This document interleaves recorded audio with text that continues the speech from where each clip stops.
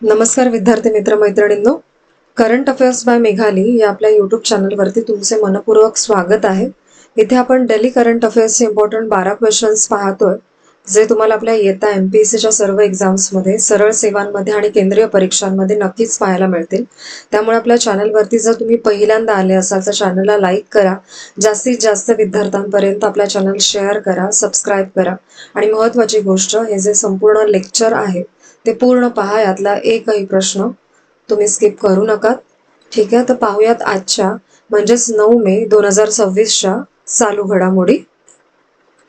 प्रश्न पहिला, मुख्यमंत्री विद्यार्थी विज्ञान वारी अंतर्गत राज्यस्तरीय उत्कृष्ट विद्यार्थ्यांना कोणत्या संस्थेला भेट देण्याची संधी मिळणार आहे, असा प्रश्न आहे. तर याचे योग्य उत्तर आहे पर्याय क्रमांक ए, नासा या संस्थेमध्ये. महत्वाचे पॉइंट्स पहा या प्रश्नाचे. महाराष्ट्र सरकारने मुख्यमंत्री विद्यार्थी विज्ञान वारी उपक्रम सुरू केलेला आहे.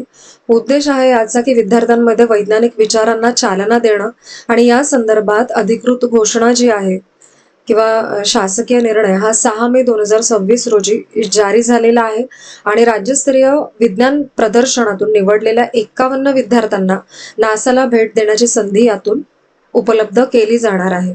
आणि नासा दौरा हा 8 दिवसांचा असेल आणि एका विद्यार्थ्याचा खर्च जवळजवळ 6 लाख इतका शासनाला येणार आहे. आणि जिल्हास्तरीय निवडलेल्या 180 विद्यार्थ्यांना इस्रो बेंगळुरूला भेट द्यायला मिळणार आहे आणि यामध्ये 8 पर्यवेक्षकही असतील. ह्या दोन्ही हे पॉइंट्स ना लक्षात ठेवा. आणि या उपक्रमाची प्रेरणा शिक्षण राज्यमंत्री डॉक्टर पंकज भोयर यांनी दिली आणि मुख्यमंत्री देवेंद्र फडणवीस यांनी त्याला मान्यता दिलेली आहे. पुढील प्रश्न दुसरा, 9 मे 2026 रोजी पश्चिम बंगालचे 9वे मुख्यमंत्री म्हणून कोण शपथ घेणार आहेत? तर याचे योग्य उत्तर आहे पर्याय क्रमांक सी, सुवेंदू अधिकारी असं त्यांचं नाव आहे. महत्वाचे पॉइंट्स पहा या प्रश्नाचे. 8 मे 2026 रोजी भाजपने सुवेंदू अधिकारी यांची आपल्या विधिमंडळ पक्षनेते म्हणून निवड केलेली आहे आणि 2026 मध्ये सुवेंदू अधिकारी यांनी भवानीपूर आणि नांदीग्राम या 2 मतदारसंघातून विजय मिळवलाय. आणि 2021च्या निवडणुकीमध्ये अधिकारी यांनी ममता बॅनर्जी यांना नांदीग्राम मध्ये पराभूत केले होते. आणि पश्चिम बंगाल हे राज्य 1950ला अस्तित्वात आलंय आणि पश्चिम बंगाल विधानसभेत एकूण 294 जागा आहेत आणि विधानसभा एक सदनीय आहे तिथे. हे 2 मुद्दे लक्षात ठेवा. आणि इथल्या निवडणुका फर्स्ट पास्ट द पोस्ट पद्धतीने घेतल्या जातात आणि मुख्यमंत्री पदाबद्दल भारतीय राज्यघटनेच्या कलम 164 मध्ये तरतूद आहे. पुढील प्रश्न तिसरा, महाराष्ट्र सरकारने कॉम्प्रेस्ड बायोगॅस म्हणजे CBG पॉलिसी 2026 कधी मंजूर केलेली आहे, असा प्रश्न. तर याचे योग्य उत्तर आहे पर्याय क्रमांक बी, 22 एप्रिल 2026. महत्वाचे पॉइंट्स पहा. महाराष्ट्र सरकारने 2026 साठी कॉम्प्रेस्ड बायोगॅस म्हणजे CBG पॉलिसी मंजूर केलेली आहे. 22 एप्रिल 2026 रोजी CBG धोरणाला मंजुरी मिळाली आणि 5 मे 2026 ला त्याची अधिकृत ते जाहीर केलेले आहे. म्हणून ही आता न्यूज आले, लक्षात घ्या. आणि सरकारने 2026-27 मध्ये या धोरणासाठी 500 कोटींचा निधी राखीव ठेवलेला आहे. आणि CBG म्हणजे सेंद्रिय कचऱ्यातून तयार केलेला शुद्ध केलेला बायोगॅस हे एक नूतनीकरणक्षम इंधन आहे आणि हे प्रकल्प पब्लिक प्रायव्हेट पार्टनरशिप म्हणजे PPP मॉडेलवरती चालवले जाणार आहे. आणि महाराष्ट्राचे हे CBG धोरण भारताच्या 2070च्या नेट झिरो लक्ष्याशी थेट जोडलेले आहे. पुढील प्रश्न चौथा, निवृत्त मेजर सुभाष गवंड यांचं कितव्या वर्षी निधन झालंय? तर या प्रश्नाचे योग्य उत्तर आहे पर्याय क्रमांक सी, 88व्या वर्षी. महत्वाचे पॉइंट्स पहा या प्रश्नाचे. निवृत्त मेजर सुभाष गावंड यांचं 88व्या वर्षी निधन झालं. आणि ते ठाण्याचे रहिवासी होते मुंबईतील. आणि कॉलेजचं शिक्षण त्यांनी रुईया कॉलेज माटुंगा मुंबई येथून पूर्ण केलेलं होतं. त्यांनी राज्यस्तरीय लाईट मशीन फायरिंग स्पर्धेमध्ये बेस्ट शॉट करंडक जिंकलेला होता त्यांच्या शालेय जीवनामध्ये.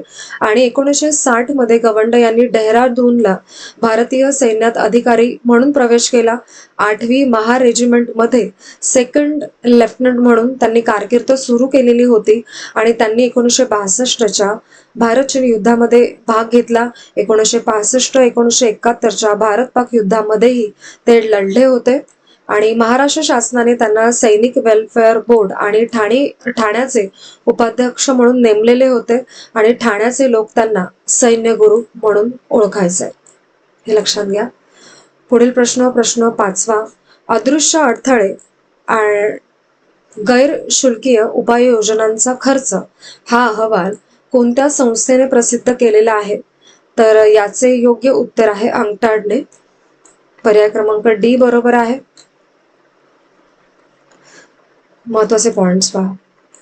अंकटाडने invisible barriers the cost of non tariff measures, त्याचा इंग्लिश अर्थ लक्षात घ्या. ठीक आहे, जे मराठीत आपण प्रश्नामध्ये घेतलेला आहे अर्थ. ठीक आहे, नावाचा अहवाल प्रकाशित केलाय. आणि अंकटाड ही संयुक्त राष्ट्रांची व्यापार, गुंतवणूक आणि विकासाशी संबंधित संस्था आहे. 88% देशांसाठी या नियमांचा खर्च सीमा शुल्कापेक्षा जास्त आहे असे आव्हान स्पष्ट केलं गेलं याद्वारे. आणि विकसनशील आणि अल्पविकसित देशांना या नियमांमुळे अनुपालन खर्च जास्त सहन करावा लागतो. आणि G20 देशांच्या बाजारात प्रवेश करताना अल्पविकसित देशांना या नियमांमुळे सुमारे 10% निर्यात गमवावी लागते. आणि NTMs मध्ये सॅनिटरी आणि पायथोसॅनिटरी प्रकारच्या नियमांचा समावेश आहे. आणि एकूण पाहता NTMs हे आजच्या जागतिक व्यापारातील मोठ्या खर्चाचे कारण झाले आहे. पुढील प्रश्न 6वा. हंता व्हायरसचा उद्रेक कोणत्या क्रूझ जहाजावरती झालाय? तर याचे योग्य उत्तर आहे पर्याय क्रमांक ए, MV होंडियस असं त्या जहाजाचं नाव आहे. महत्वाचे पॉइंट्स पहा. अटलांटिक महासागरात MV होंडियस या क्रूझवरती हंता व्हायरसचा प्रकोप झालाय. आणि या व्हायरसमुळे जगभरामध्ये आरोग्य यंत्रणा सतर्क झालेल्या आहेत. WHO ने 12 देशांना सतर्कतेचा इशारा यामुळे दिलेला आहे. आणि MV होंडियन्स हे जहाज डच ध्वजाखाली चालतं. आणि हे जहाज 1 एप्रिल 2026 रोजी अर्जेंटिनातून निघालं होतं. आणि हंता व्हायरस गंभीर श्वसनविकार निर्माण करू शकतो. आणि WHO ची मागणी आहे की आरोग्य विभागांनी पारदर्शकपणे खबरदारी घ्या आणि सर्व संपर्कांची शोध घेत राहा असं त्यांनी आवाहन केलेलं आहे WHO ने. ठीक आहे, पुढील प्रश्न 7वा. प्रवेश पर्यवेक्षण समिती AOC चे अध्यक्ष म्हणून कोणाची नियुक्ती करण्यात आलेली आहे? तर याचे योग्य उत्तर आहे पर्याय क्रमांक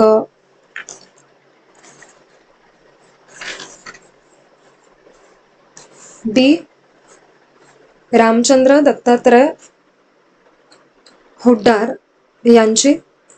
महत्वाचे पॉइंट्स पहा. निवृत्त न्यायमूर्ती रामचंद्र दत्तात्रय हुड्डार यांना ऍडमिशन ओव्हरसीइंग कमिटी म्हणजेच AOC चे अध्यक्ष म्हणून नियुक्त केलेले आहे. हुड्डार हे कर्नाटक उच्च न्यायालयाचे निवृत्त न्यायाधीश आहेत. आणि 8 मे 2026 रोजी त्यांनी AOC अध्यक्षपदी त्यांची नियुक्ती झाली. AOC ही कर्नाटकामधील अभियांत्रिकी, वैद्यकीय, दंत आणि इतर व्यावसायिक अभ्यासक्रमांच्या प्रवेश प्रक्रियेवरती देखरेख करणारी समिती आहे, हे लक्षात ठेवा. आणि AOC ही राज्यस्तरीय व्यावसायिक शिक्षण प्रवेश व्यवस्थापनाशी संबंधित महत्वाची समिती मानली जाते. पुढील प्रश्न 8वा. शी कनेक्ट्स डिजिटल ॲक्सिलरेटर ही योजना कोणत्या 2 संस्थांनी सुरू केलेली आहे? तर याचे योग्य उत्तर आहे पर्याय क्रमांक डी, रिलायन्स फाउंडेशन आणि गेट्स फाउंडेशन यांनी. महत्वाचे पॉइंट्स पाहून घ्या. रिलायन्स फाउंडेशन आणि गेट्स फाउंडेशन एकत्र येऊन शी कनेक्ट्स डिजिटल ॲक्सेलरेटर हा उपक्रम त्यांनी आणलेला आहे.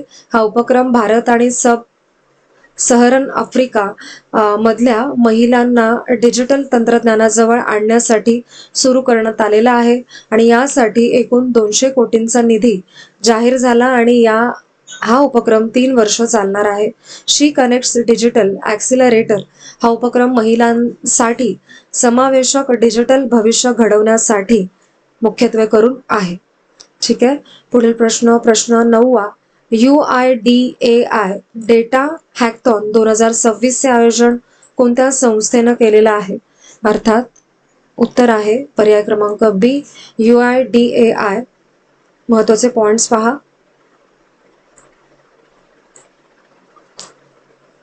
UIDAI डेटा हॅकथॉन 2026 यशस्वी झाला. विद्यार्थ्यांनी डिजिटल प्रशासन उपाय मांडले यामध्ये आणि याचा मुख्य हेतू आहे डेटा जबाबदारीने आणि नैतिक वापर यांना प्रोत्साहन करायचं आहे आणि इलेक्ट्रॉनिक्स आणि माहिती तंत्रज्ञान मंत्रालयाने या उपक्रमाला पाठिंबा दर्शविलेला आहे आणि विद्यार्थ्यांना आणि तरुण व्यावसायिकांना डेटा आधारित उपाय तयार करण्यासाठी हे हॅकथॉन एक उत्तम संधी ठरली आहे आणि UIDAI भारतातील डिजिटल पायाभूत सुविधा मजबूत करण्यात पुढे आहे. पुढील प्रश्न 10वा.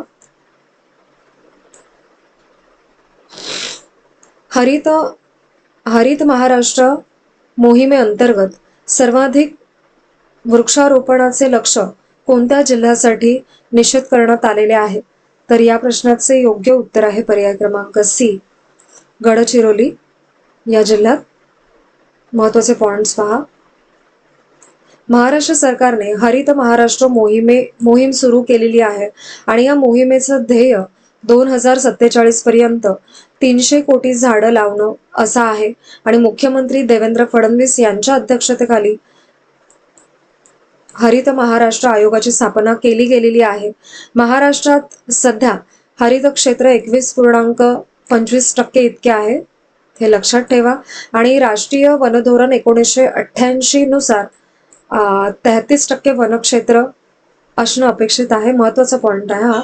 आणि झाडं लावून महाराष्ट्राचं हरित क्षेत्र 33% वाढवायचं आपलं लक्ष आहे आणि गडचिरोली जिल्ह्यामध्ये सर्वाधिक म्हणजेच 1,12,000 हेक्टरवरती झाडं लावण्याचा प्लॅन आहे.